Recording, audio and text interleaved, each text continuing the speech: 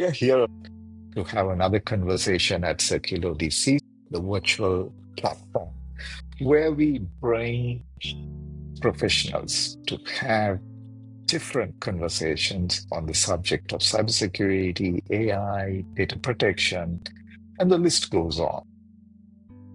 And our objective is to create awareness, give opportunities to share their experiences. And today, to have this conversation, I have my special guest, Vemani Kaushalya. She's based in Australia. And for some of you who are watching this podcast, she's no stranger. She's been with the ICTA agency in Sri Lanka, and thereafter she did a stint with the High Commission of Sri Lanka in Tokyo. Right now, she's pursuing a master's in project management. And our conversation today, how do we use the emerging technologies, specifically artificial intelligence, in our day-to-day life? So she's going to share some practical experiences which she has found very valuable with all of you. With that note, I welcome Vemani for this podcast. Thank you so much for making time. Thank you so much, Sujit. And yeah, so where to begin? I started using AI right before COVID. It was the talk of the town, and it was being shared in social media. I personally have a knack for learning new stuff and give it a go and see how it works. I started using AI with simple commands to test it out while I was in Japan. I tried what are the seasons in Japan and what are the most suitable clothes to wear in these seasons, things like that. And while I was working in Japan for the organization, as the IT officer, we have the requirement to communicate and use Japanese language because in Japan, people don't use English much. So we have to communicate using Japanese language.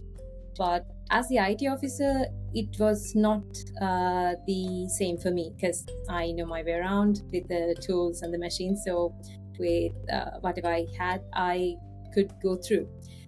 But there were incidents where we had to communicate with the external vendors like service providers or people who are providing equipment and stuff.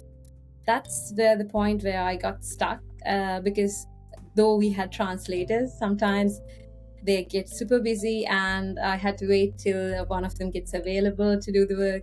And it was delaying whatever the work that I was working on. And at one point, there was this emergency situation where I had to get something done, but our translator was super busy and I couldn't trouble her with my work also. And I was thinking, I know what I have to say and what's the requirement, all the details. So why don't I try it using the help of AI, like draft the email in English and try to give it to AI and see what he can generate. So I was drafting the entire email, giving it to the generative AI and getting it translated. So after it gave me the entirely translated Japanese message, I was a bit unsure I'm not sure what it's saying because I don't understand Japanese well. So I was validating it. I put it on the English-Japanese translator, checking the message, what it's giving, and again, fine-tuning it back and forth. And finally, I was able to create a good communication with my vendor. And end of the day, we had a good project, and I was able to get the thing done without relying on another person.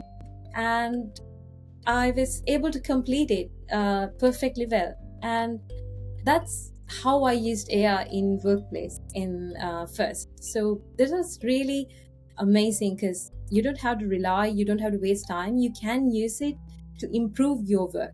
That's the best part of it.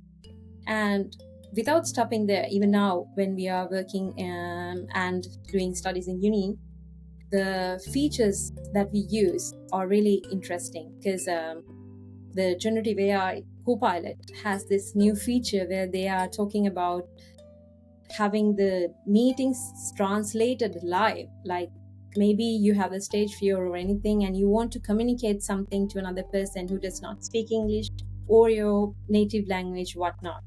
And tools like Copilot is translating it then and there itself live at the meetings. So we have these kind of facilities there in generative AI. And simply put, if you can make use of it and do something better and do something larger, why not make use of it? Absolutely. Vemani, I have a couple of thoughts running my mind right now. I mean, let's take example. You started off with, communication, writing an email in a different language. How much time did you spend doing it? For me to draft it in English, I had to put some time, like thinking what I had to say and the exact message whether it's being communicated. But once I put it into generative AI, it was split up seconds. It was so fast, which might have taken hours for my translator to get it done, because you go through the process of finding the right words, the formal words, the polite words, all these things, because in Japan we respect the culture, we respect each other a lot, and we are very good when communicating. So when we are doing translations with our interpreters or translators, it takes a lot of time. But with AI, it was just within seconds, and the job was done. Yeah. Right. Your dependency on a translator was reduced or minimized. The question I have for you is, and what I'm hearing from you is, it's a beautiful assistant. AI is a beautiful assistant. It assisted you to, translate the content. Yes. Do you foresee that the job of a translators, would it be at risk in the future, or would it enhance and reduce their interaction time so that you can get quality outputs? You need the language proficiency, even though you may still use it. But over a period of time, things can definitely improve. But in the short term, do you see that as a risk? I do not, Sujit. Honestly, I think many think that if you use AI and if AI can do your job will be at risk. It's not. The way I see it is that, let's think that even the translator gets piled up with a lot of work to be done within a very limited time. And if he or she can use AI to translate the content that he or she gets, and then later validate it, amend it with your professional knowledge, your expertise, then your job is made easier and it's more efficient, and the work gets done far sooner than how it was before. So it's helping you out. It's an assisting tool, not a thing that is replacing your job. And whereas now with the help of AI, you can do more. It's an assisting tool. Of course, AI will not know whether it's right or wrong. That decision is to be made by us humans. And to do that, you have to use it and take benefit out of it. And it's never going to replace. It's going to be a tool. Yeah. That's very encouraging, Vemani, because people have this fear in their mind that they would, over a period of time, lose their jobs. What you brought out is the importance of being a subject matter expert. Right? So knowledge is erasable. Right. So with that thought, Vemani, I'd like to conclude this session, and I'd like to invite you for the next episode where we would talk about how we can use AI or artificial intelligence in complex projects or complex work. Sure. So viewers, stay tuned and look out for our next episode, and where we would have Vemani talk about in various ways the AI can be used to help achieve your day-to-day work. Thank you so much.